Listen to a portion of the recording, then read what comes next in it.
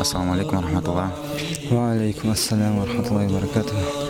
Мухаммад Расул Хаджи, скажите нам, пожалуйста, вот вы совершили зиарат, что вы просили у Всевышнего Аллаха и какую дуа вы делали, когда совершали зиарат? Честно говоря, я даже дуа не делал, читал только салават и в сердце держал понятие об Аллахе. Думал об Аллахе и думал о тех людях, вот, кому принадлежат вот эти реликвии. То есть, когда дело было, вот, когда были волосы пророка, алейхиссалям, я смотрел на волосы, думал о пророке, алейхиссалям. Когда я видел меч Хамзы, дяди пророка, рода Аллаху анху, я о нем думал и параллельно поминал Аллаха. И вот так возле каждых реликвий вот своя история есть. Там есть много чего связанное именно с хаджем. В это время мои мысли приходили вот совершение хаджа, что мы вот там видели.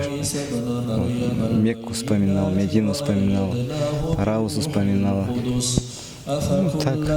Машаллах, очень хорошо. Скажите, пожалуйста, вот для Ногайского района и для всех тех, кто вот смотрит нас, вот как вы считаете, стоит посетить или же можно ограничиться интернетом? Какие у вас пожелания для этих людей? Конечно, каждый человек, который желает для себя блага, который хочет получить благодать от этого зиярата, от этих реликвий, ему лучше будет, конечно же, воочию увидеть, вот здесь, посетив. Но те люди, которые находятся далеко отсюда, которых нет возможности, им можно хотя бы посмотреть вот, с экранов компьютера, там, телефонов и других гаджетов. То есть они могут посмотреть и с интернета тоже. А так, конечно, кто желает увидеть вот воочию, это для него будет лучше.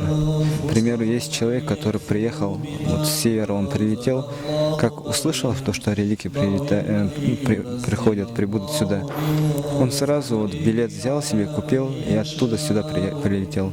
Сегодня он пришел вот на зиарат. Машаллах. То есть не стоит ограничиваться интернетом, лучше приехать? Конечно, у кого есть возможность, лучше будет приехать. Мухаммад Расул Хаджи, какие у вас будут пожелания для ногайского народа, для Республики Дагестан, кто уже совершил зиарат и кто будет совершать, и для всего уммата пророка Мухаммада, алейхиссалату вассалям? Я желаю всем всего самого хорошего, как в этой жизни и как в вечной жизни. Я желаю им, чтобы они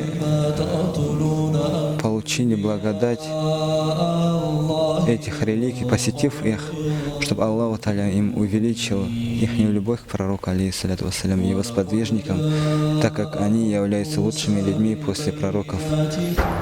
И, соответственно, им желаю, чтобы посредством этого зиярата их сердца изменились в лучшую сторону, чтобы они смягчились, чтобы люди, посетив эти реликвии, после этого уже вели другой образ жизни, чтобы они изменились в лучшую сторону.